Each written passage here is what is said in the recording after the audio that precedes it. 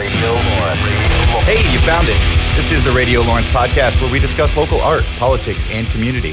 Thanks for joining us as we host conversations with the people that make up the fabric of our town. I am your host, Shane Powers. Joining us today is Executive Director of Explore Lawrence, Kim Anspach. Kim, welcome to the show. Thank you. I'm glad to be here. We're glad to have you. I want to get started with Kim personally before we dig into what exactly Explore Lawrence is and what you all do. How did you find yourself in Lawrence? Are you from here? I am not from here, nor did I go to school here. I am actually a great example of the visitor journey. I was a visitor and a tourist in Lawrence before I decided to become a resident. I went to a college on the river elsewhere in Kansas, whose colors are purple.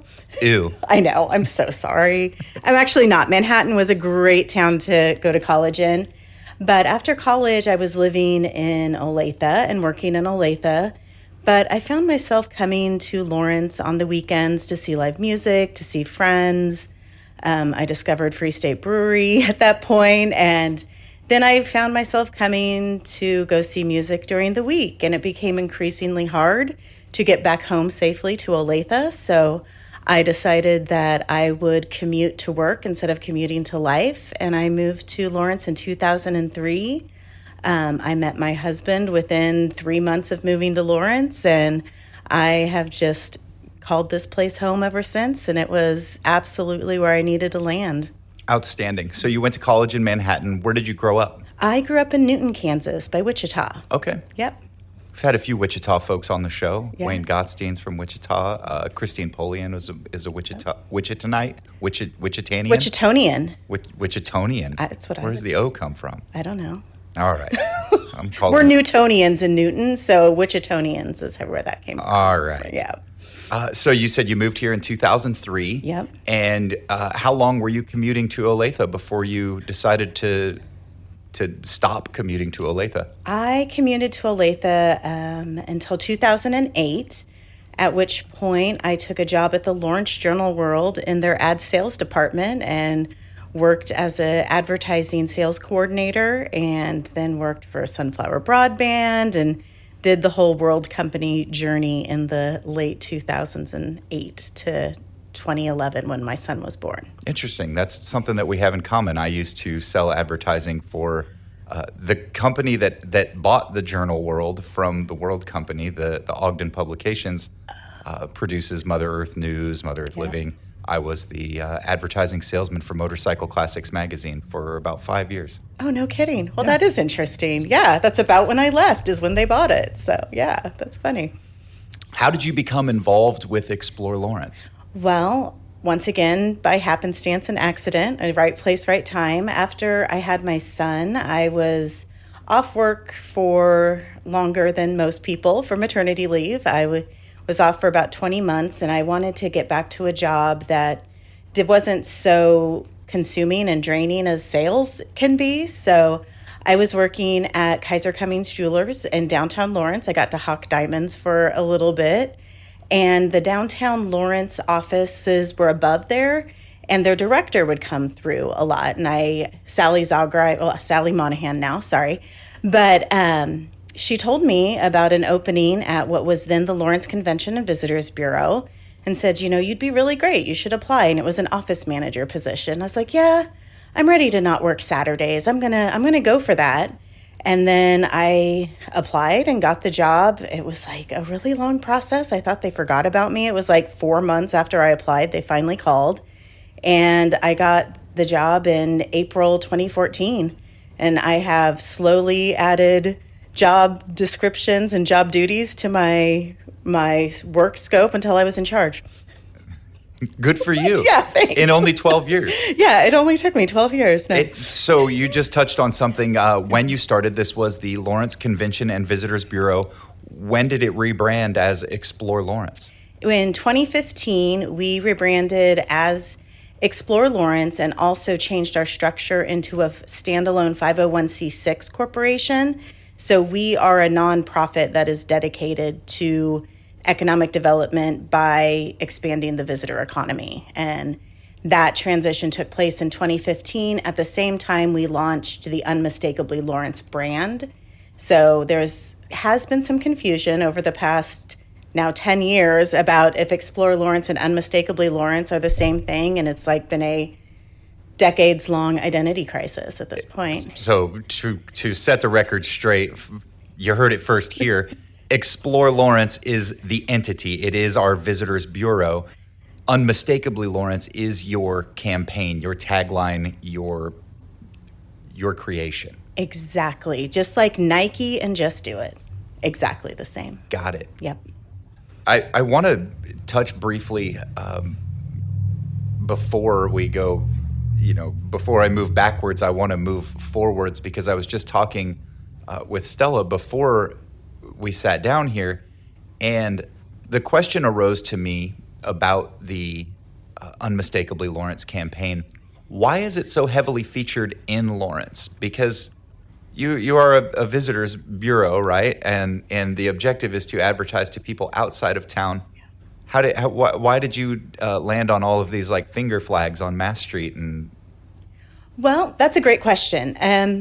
It was a slow burn getting the Unmistakably Lawrence brand really launched and embraced by our community. Most campaigns do not last 10 years. So this tagline has had a really long life cycle. But what we want to do as a visitors bureau is be more of a community value and make sure that we are selling what the community is. So having the community understand Unmistakably Lawrence and embrace that identity is really important. And we want, when we have a visitor that comes in from out of market and they see that marketing, that branding that mirrors what they saw online and how they found out what to do on our website, it just creates a cohesive visitor experience. So seeing that brand recognition on our flag poles and our light poles is just as important as to serving someone in St. Louis an ad on Instagram to come and check out our restaurants. It just connects that visitor journey and makes it feel more like a curated experience. Gotcha. Okay, so as I said, I was going out of order there because it was just a burning question that I was like, how does this work? I want to back up the bus, though, for people that might not know or understand exactly what it is that you do. Tell me in your words, what is Explore Lawrence? We are the serious business of economic development disguised as fun. And so you are you are the advertising agency for Lawrence. Yeah, we really are. So we are, at our heart, we are a marketing and sales organization. So I do have a marketing department. We spend a lot of money putting Lawrence in front of the eyes of potential visitors. That is our biggest charge. And I also have a sales team that works directly with groups that need to find places to hold their meetings, places to have a conference, recruiting sport events into town, and even working with, sometimes we have people who are planning a wedding and just need some visitors guides or want to know some places to, where do I keep my mom busy while I'm trying to get my makeup done kind of thing. So we are a full service destination marketing organization with a sales team and a marketing team.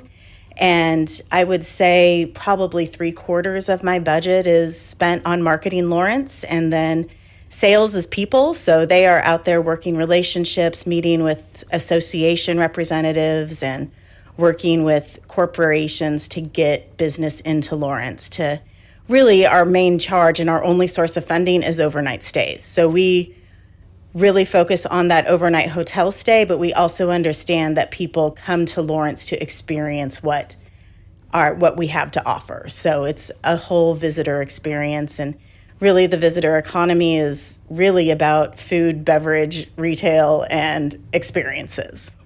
There's a lot to digest and dissect in what you just said, but I want to start with the relationship that you have with hotel stays. So you are a nonprofit entity that you receive money from the city remissions for hotel tax? Yeah, so there is it is now an 8% tax that it is called the transient guest tax. and it is collected on any overnight stay that happens within Lawrence, including hotels and short-term rentals. So the Airbnb and Verbos also collect that tax. On January 1st, that rate changed from 6 to 8%, and that is the first time that rate had changed since 2011. And it really puts us in line with our peer communities in Northeast Kansas of what their collections are. And that transient guest tax is a special tax that is a state statute, but cities can set their own rate. So we can decide how much we want to collect, but it is a state statute. And at its heart, it is meant to be invested in increasing visitor activity and visitor economy. So Explore Lawrence is 98.999% funded off of that transient guest tax. So yes, a lot of what we do is really intended to increase overnight stays. And is it crass of me to ask what that number is? How No, on an annual basis, how much do we take in transient guest tax? Well, I can tell you that because You've got a I sheet. brought my little handy dandy number sheet because those don't stick in my head. So in 2025, the total collections of transient guest tax in Lawrence was the highest on record that we've ever seen. Wow. So I carry 10 years of data, but I know 12. But we collected $2.5 million in transient guest tax. That is not an inconsequential sum. It is not inconsequential, yes. So some of this obviously goes to, you just discussed having a sales team, which traditionally those are kind of self-funded through their role. They are sales. How many people work in your organization? How many people are on payroll? Yeah. Well, I want to just kind of talk about that self-funded by sales because my sales team does not own any of the things we sell. We're selling on behalf of the hotels and event spaces. So we don't actually see a direct return There's on no commission. There's no commission. That's so a terrible sales job. The work that we do is funded by the visitors that come to Okay. Lawrence and stay overnight, and the hotels are the collectors of that tax, and we work on their behalf. Gotcha. But currently, I have 7 full-time employees, including myself. So our staff Okay. is 7, and then we do have a part-time visitor services manager that was running our visitor center, but will be helping with the mobile, which we'll talk about later. We are It's gonna get there. Yes. So I actually run 3 different departments. We recently restructured. I have my marketing team, which is 2 director of marketing and a digital content manager. And then I have my sales team, which is director of sales and a service manager. And then we have a community relations and stakeholder engagement team. And that is made up of my director of community relations and then a special projects and data insights manager.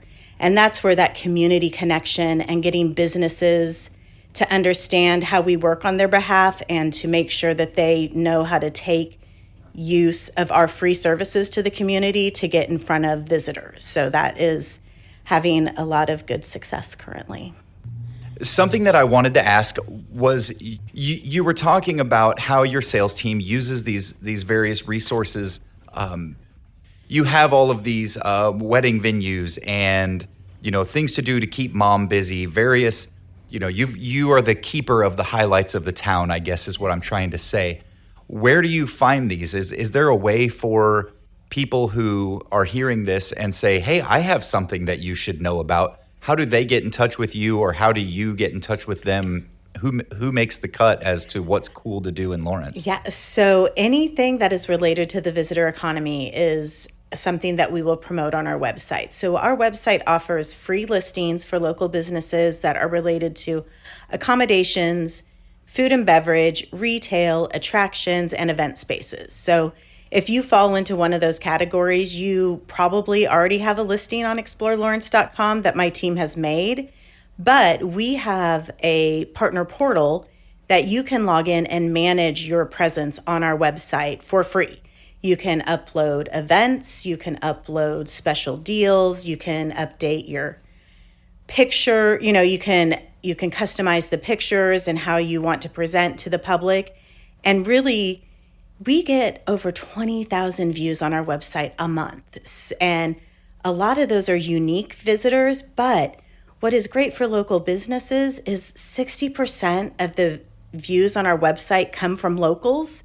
So you're also reaching that local audience. So for our website to be useful to visitors, it has to be useful to locals. And that is part of the reason why we are so committed to having a presence within the community so locals understand that we're a resource. And if you want to find something to do or somewhere to shop or somewhere to eat, you go to explorelawrence.com. It's going to be on there. So people from out of town don't have the market cornered on having fun in Lawrence. No, they don't. We create the fun in Lawrence. So just to answer your question, reach out to my team. Just go on our website and there's a contact us or there's a partnership part of it. And you just email Sarah on my team. It's literally Sarah, SARA at explorelawrence.com, and she'll get you set up with the partner portal. And what's the web address? It is explorelawrence.com.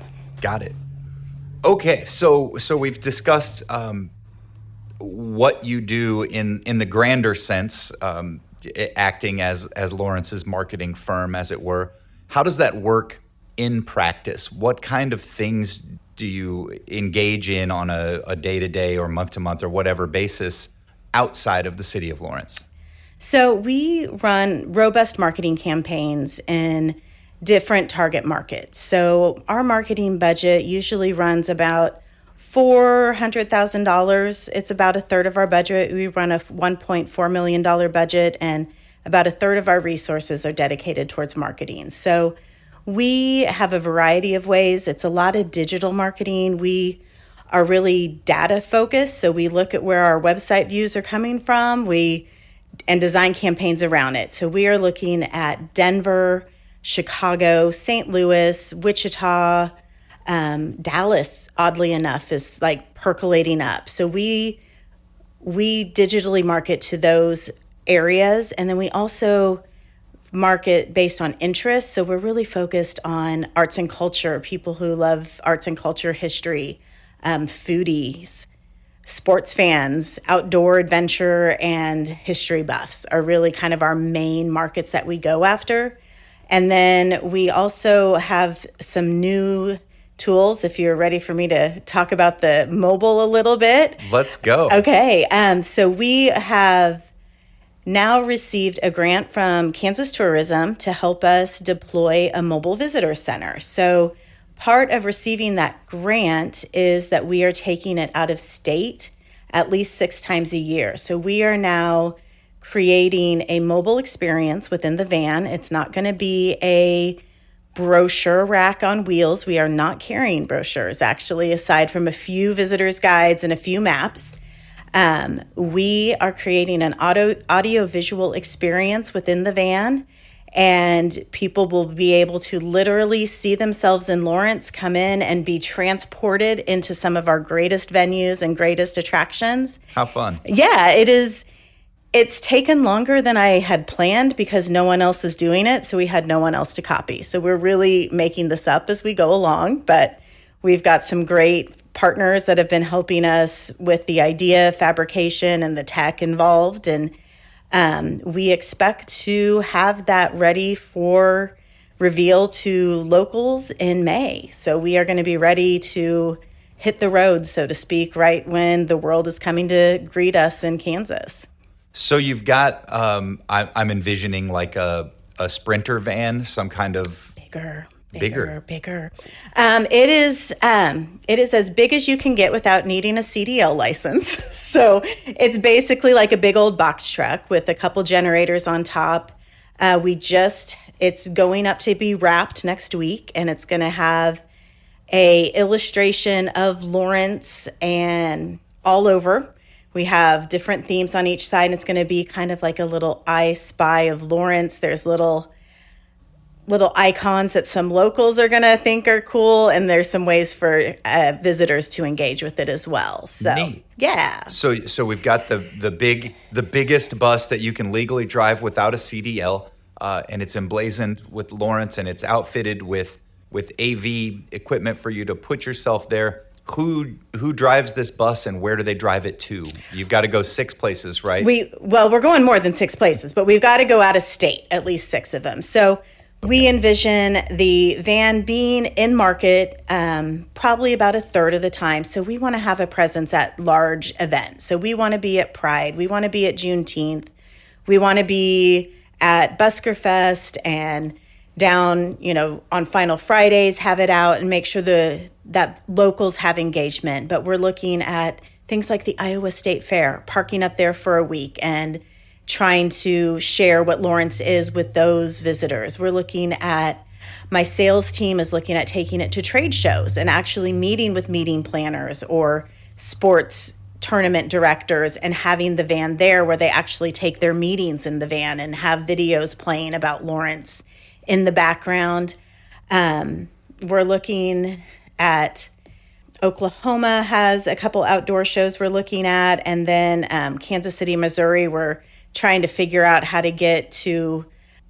We can't go to the Current because it's way too expensive. I wanted to get into that, but they have some second tier games that we might be able to afford to get to. But okay. Yeah, so we're going all over. I'm saying anywhere within a 4-hour drive right now is fair game. All right. I want to see how she does on the road and see how the team feels about driving that far in that giant van. But have you ever seen the show Portlandia? Of course I have. Have you seen the episode where they're out proselytizing for Portland and they go to Seattle and they're telling everyone how great Portland is? And that you just reminded me of that. These people out in the world being like, come and check out Lawrence. It's really great. What other cities are currently engaged in this kind of activity? I mean, you see Nebraska had their campaign that was it's not for everyone, which was very tongue-in-cheek, and I loved it personally. States I think of as having tourism outreach, and I don't really see a lot of cities doing that. Well, I mean, most cities have some sort of destination marketing organization. It just depends on their model and their size. I'll say in Lawrence, we are really lucky because we have been able to have the resources to be a standalone organization, which makes us a little bit more nimble and a lot more risk-taking. Which is we are willing to do. We are empowered to do some interesting things and try new things. We don't have to stay within a certain structure, and it doesn't take very long to make decisions and do things. Like the mobile van, I literally asked my team what they would do with the amount of money we invested in the static visitor center on Mass Street and how they would use that to better invest in the visitor economy. And within 2 weeks, they were like, we need to open a mobile visitor center. We found a grant and we found a van. I was like, nailed cool. it. Okay. Let's see what the board thinks. They're like, apply for the grant. If we get it, we're doing it. And we got it. So that we're not slowed down by bureaucracy. We can make decisions as long as our board of directors understands and agrees that we are deploying funds in a responsible manner. But I mean, within the state of Kansas, all the big cities have it. Wichita has a really robust visitor. Visit Wichita. They are funded by a tourism improvement district, so they have a lot of resources, and their staff is almost 30 people. It's crazy big. But if you're talking about cities that are doing a mobile experience, our only peer communities are large cities like Dallas, Tampa Bay, places that are just on a way bigger scale than us. So we are kind of a small fish in a big sea with this mobile project that we're launching. Gotcha. Who are your rival cities nationwide? Is there a city that you're oh God, I don't know, Eureka Springs tourism is just killing us? That's a funny question. Tourism is an interesting industry because, especially in Kansas, we're so Midwestern, and we just we're competitors, but we're also collaborators because we can all benefit from having more people in the area. So I'm going to bring up Manhattan again, but Visit Manhattan is we collaborate with them a lot. And we're well, this association is cycling out of our community. You guys should go after it. But we try to do better than them. But really, I think closest to us, Topeka, because they have have a larger convention space, and they have the legislature. They always have meetings. They like get all the association business because every single Kansas association is based in Topeka. So, but I also collaborate with them. Like we did a whole, like a craft beer pass with Topeka at Manhattan and Emporia. So, I mean, it's like, yeah, we're competitors, but we're also going to play it nice together. So I don't have any enemies, Shane. I must not be a Midwesterner. I want to crush my enemies into the ground. I know exactly who they are, and I want to grind them to dust. There's not enough for all of us. Well, I definitely want to win the business, but I also, if we can't fit the business in, I'm going to send it to another Kansas community. Fair Just enough. like I root for any Kansas team as long as they're not playing each other. Let's get into the upcoming World Cup. I think the last 4 people I've had on the show have been very fired up about some element of the World Cup. Emily Lyson's episode just came out today. The farmers market has big plans for a special event at the market.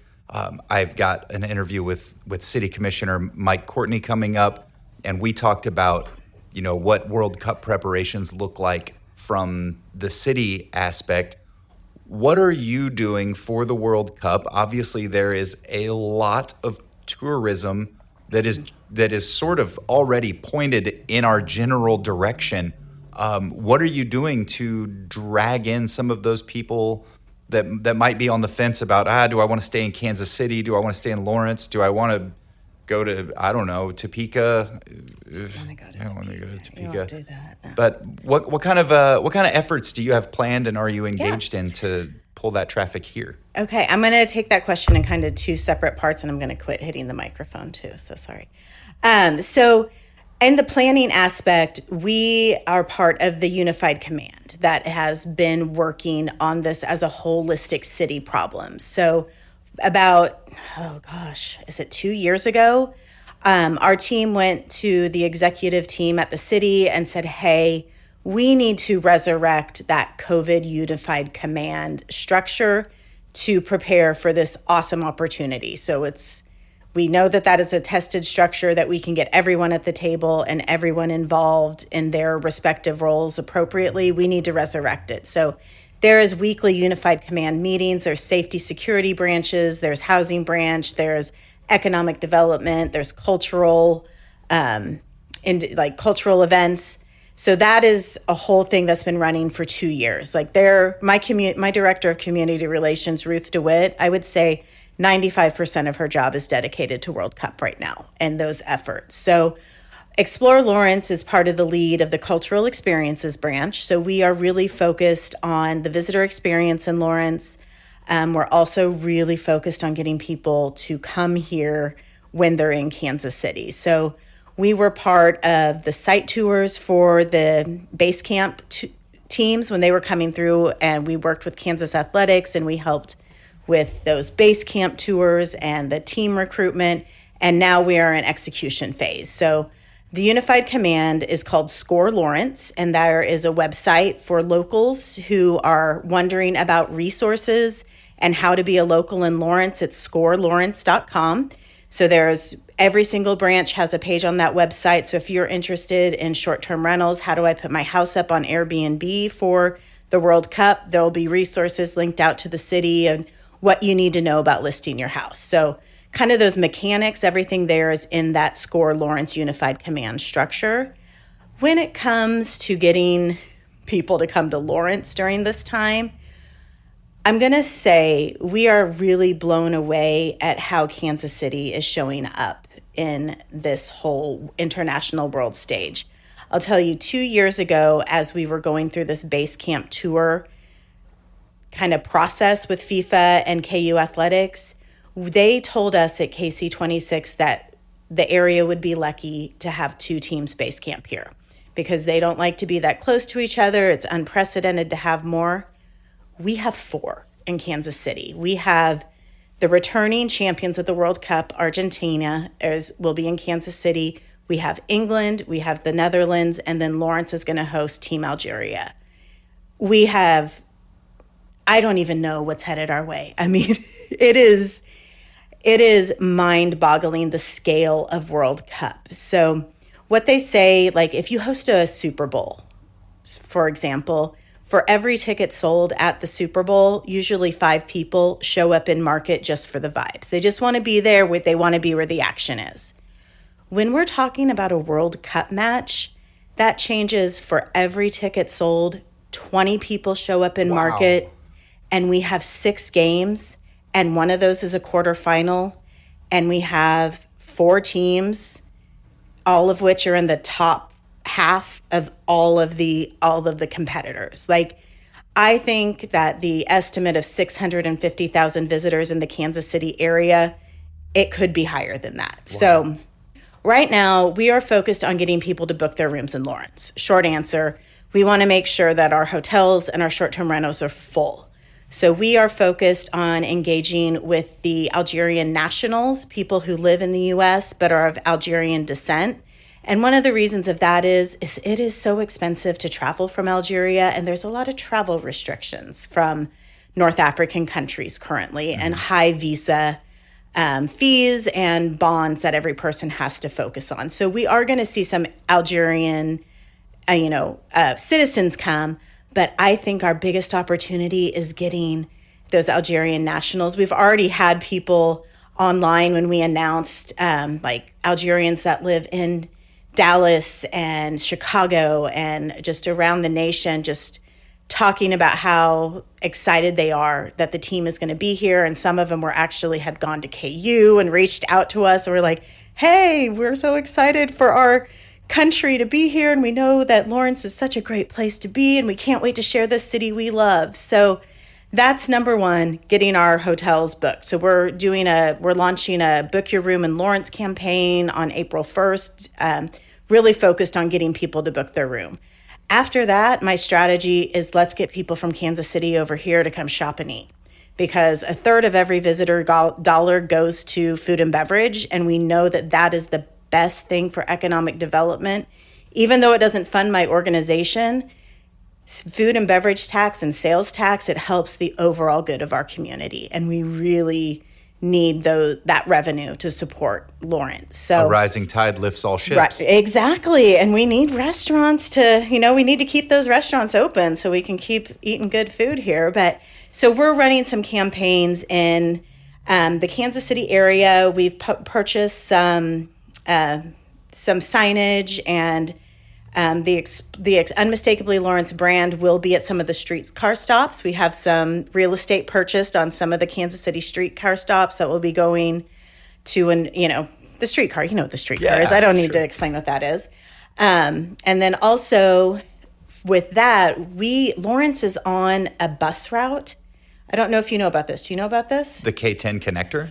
No. For World Cup, there is going to be a direct line from Central Station on Bob Billings Parkway to the World War I museum area where FanFest is every 30 minutes.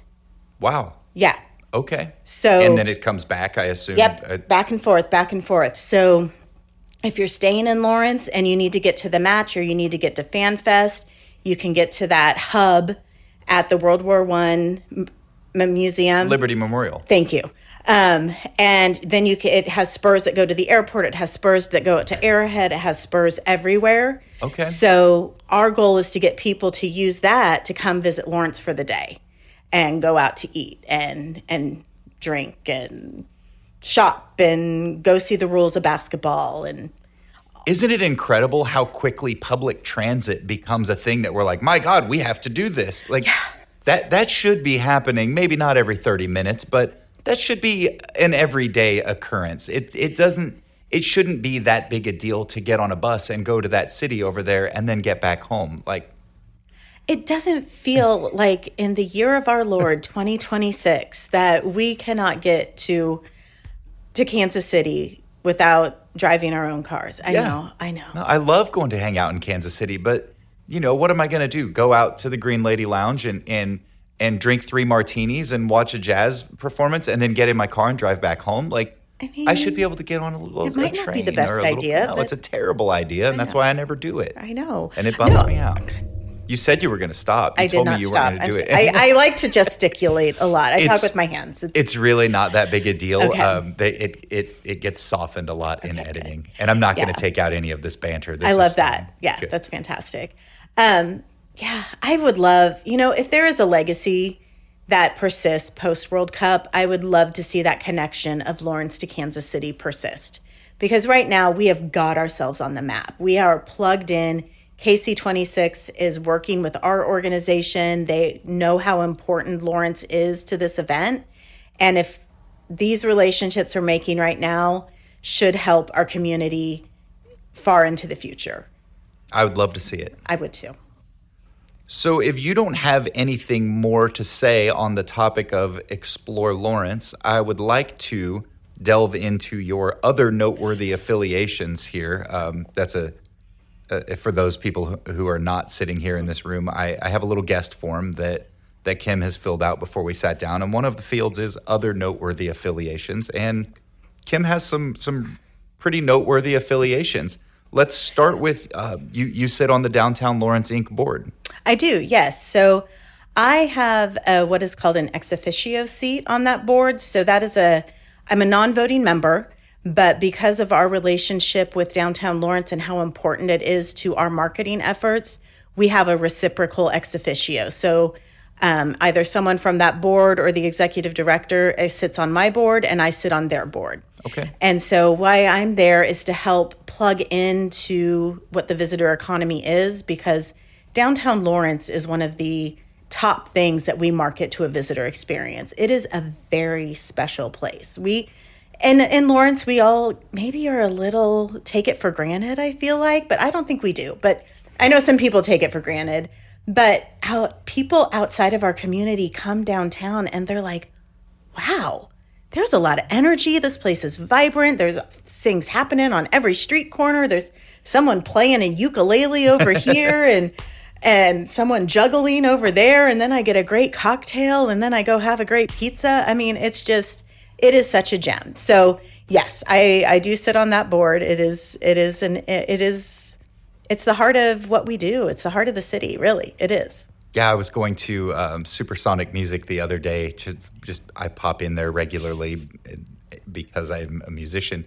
And as I was walking past Latchkey, I saw these two people who had just gotten out of separate cars and they were meeting. And she was like, "What an unexpected jewel this is." And the guy was like, "What do you mean?" She's like, "Lawrence." And I was just, I just kept it moving. I'm just a person on the sidewalk, but it did kind of get my gears turning. And I was thinking about like the first time that I saw Downtown Lawrence and how my view of that has changed over the years. And I still love downtown so much. I live right here and I walk over there all the time, but it's fun to see someone see that and to see that feeling in them that's like, wow, yeah, it's still, we still got it. We still got it. We do. Yep. Another a noteworthy affiliation that you have here is the Blackjack Advisory Committee. What is it? What is that? Yes. Okay. So do you know what Blackjack Battlefield is and the historic site? No, I don't know anything about anything. Okay, well, buckle up because I am a history nerd. So if I need to cut it short, let me know. No. But so Blackjack is a site just outside of Baldwin City. So it is a historic site where John Brown, the John Brown of John Brownell, he had a skirmish with pro-slavery faction at that site. And there are some historians that do call that the first battle of the Civil War.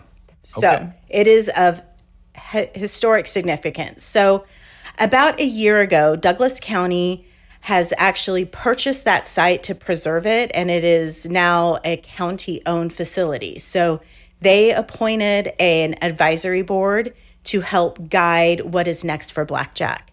And being a history nerd, my degree is actually in history, spoiler alert. So I immediately applied and I was like, I would love to bring a tourism lens to this site and not just I don't want to say not just, because historic preservation is incredibly important.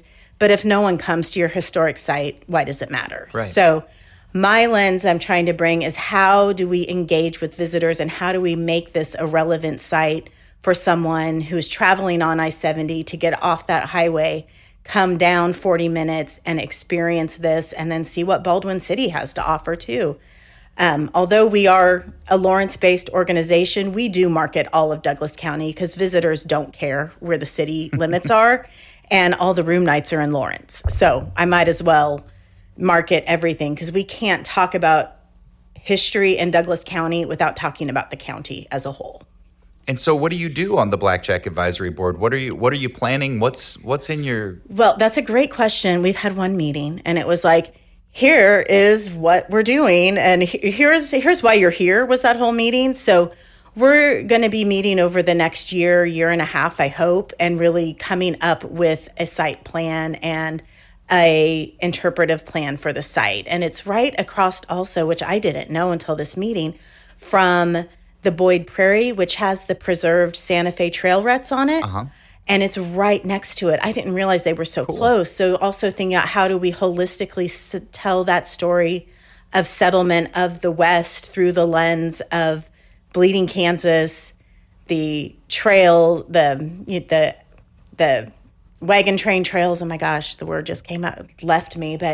And like, what did that mean holistically, not just for the settlers, but for the indigenous people who lived here before we got here? And I'm just really excited to delve into this work. This is like kind of why I got into tourism, is to do cool stuff like this. Like, I'm really excited about it. I can tell you're really excited about it, and it's contagious. I'm getting excited about it.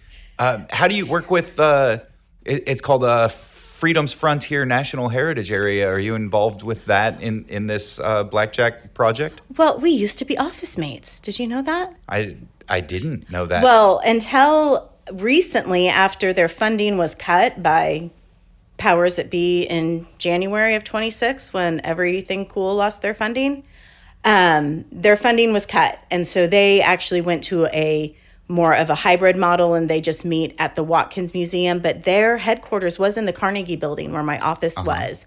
And we shared an office space for my whole tenure there until they moved out in May of last year. So we do plug in with them a lot because that story, the Freedom's Frontier story, tells the story of the counties on both sides of the border. And Douglas County has a story pro-slavery and anti-slavery within us. I don't know if you know that or not, but Lecompton was the pro-slavery constitution and seat of government, and that's who was attacking Lawrence. So like that Freedom's Frontier story is a microcosm in Douglas County, which is why they were centered here. So we do work with them a lot. I would love to do more. Like I would love to really leverage that into like some bus tours or historic tours. We just have to get that historic preservation funded better at the national level so they can do that work. Yeah, there's a lot to be done there, and I've always thought that the Freedom's Frontier could have more involvement. You know, you see signs and pamphlets and things like that, but I'm sure it's difficult from their standpoint because it covers a massive area, right? I mean, I don't know where you enter it down south, but it's like Fort Scott or something. It's way down there, and yeah, and it's over into Missouri. So there's like 2 states involved, and yeah, they do, you know, I think that there's a lot more of a tourism story to tell there, and I guess what I'm trying to say is they're very focused on the historic. They're all historians, which I wanted to be a historian, but then I realized tourism was way more fun. So when you have a lot of historians in the group, they really want to get into the nitty gritty about what happened and what it meant. And I'm like, well, we got to tell some people about it. Let's get some people here to talk about it because y'all are just talking to each other. But, you know, before their funding was so threatened in January 2026, you know, I was working with their director, Lucinda, to create some bus tours for World Cup. They were getting ready to host a big heritage area conference, which they had to cancel. And we were working on a lot of bus tours to get people there. But we'll pick it back up, hopefully. We're still friends. So the final noteworthy affiliation here, you told me not to talk about it because you said this is boring nerd stuff. Not. And I have been talking to you, I don't know, probably at least 35, 40 minutes now. And I don't believe that you're capable of saying anything too boring. So tell me about your role in the Governor's Council on Tourism. Yes. Yeah. I mean, you weren't supposed to tell people I said that, Shane. No. But no, it is not boring at all to me. So I was appointed to the Governor's Council on Tourism about 2 years ago. I just got reappointed this year for another term. And it is a meeting of statewide entities, and it is basically the advisory committee for Kansas tourism and the Department of Commerce's efforts to support tourism in the state of Kansas. So we have people from the Kansas State Fair, the petroleum marketers are on that board.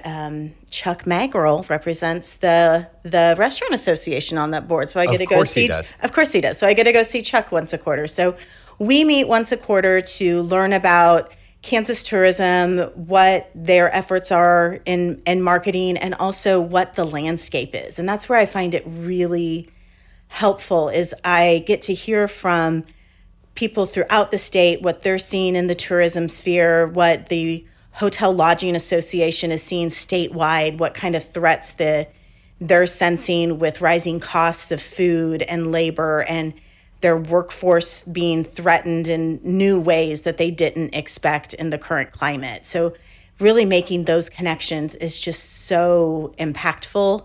And so I'm actually a tourism at large seat, but I'm there on behalf of Explore Lawrence and Northeast Kansas.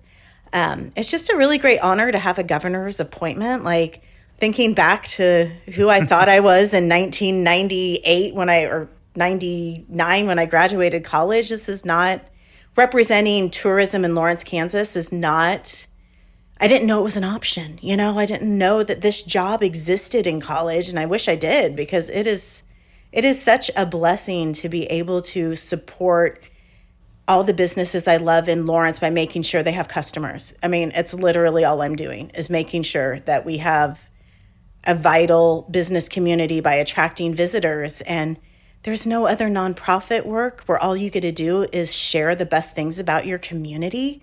And that's what I get to do. It seems like a pretty easy job to say, hey, I really like this place. You would think it would be easy. It has its challenges. Maybe easy is a demeaning word. It seems like a very enjoyable job to say, hey, I like this place. It makes the challenges of all the things that we meet, it makes it so worthwhile because I love this city. I chose it as my home, and I chose to make it my permanent home and raise a family here. Absolutely. And I'm just every day I'm like, I get to do this. I get to come to work and figure out new ways to tell people about cool stuff. I mean, it's a good gig if you can get it. It is a good gig if you can get it. I agree. Thank you. So that is all I've got for you in terms of a pre-prepared interview. We've covered a lot of ground, I think, and now it's time to move into the lightning round. Oh, let me take a little drink of water here. Get a sip. This one's going to go fast. The lightning round, I'm going to ask you 10 questions that are basically germane to nothing. You can answer them in as many or as few words as you see fit. No explanation is necessary if you do not desire, and I will not be asking any follow-up questions. Are you ready for the lightning round? This is amazing. I can't wait. What is the farthest you have ever traveled from home? Victoria, Canada. Where is your favorite place in town for carryout? Aladdin Cafe. No. God, everywhere. We do a ton of carryout. Right now, I'm going to change it. I do love Aladdin Cafe, but I love it for dine-in because my soup gets all cold and stuff. So, fair. Shawarma Press. I've not been yet. Go.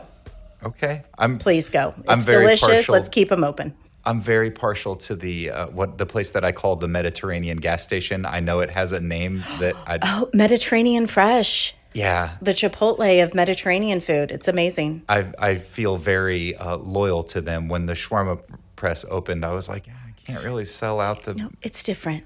Okay. It's different. All right. Yeah, you're not selling out. Okay. Okay. I'll check it out. Okay, please. What is one song that you turn off immediately? Oh my gosh. Hootie and the Blowfish. My husband's going to laugh because I hate Hootie and the Blowfish. And when we were first dating, he would just like, if it was on the radio, he would call and leave me a voicemail of Hootie and the Blowfish. So I only want to be with you. That's it. I'm saying it. What is it? What is one irrational fear that you have? Falling off that bridge, because I live in North Lawrence. And when I had an infant, I would walk over it every day. And I was terrified that my child's stroller would somehow just like roll into the Kansas River. What is the best soup? Ooh, the best soup. The tomato soup from Latchkey Deli with their grilled cheese situation. That's it.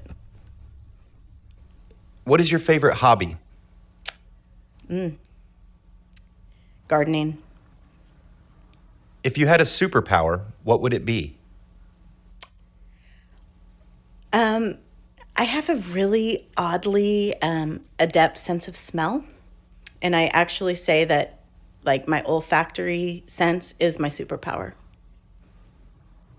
When you were a kid, what did you want to be when you grew up? Mary Lou Renton.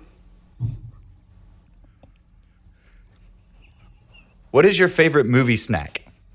Hot tamales with popcorn. All right. That is 10 questions. You have successfully navigated the lightning round. Kim, I really appreciate you coming to sit down with me. I appreciate all the work that you do in promoting our community and bringing in new folks from out of town. I want to give you the last word. What do you have to say to the people of Lawrence? I wasn't prepared for last words. I would like to tell you, I would just like to say that when visitors are coming to town and the traffic is really bad, just remember that they are keeping your property taxes low because they are feeding our sales tax collections and they are pumping money into this community. So be nice. You heard it first here. Thanks a lot, Kim. Have a great evening.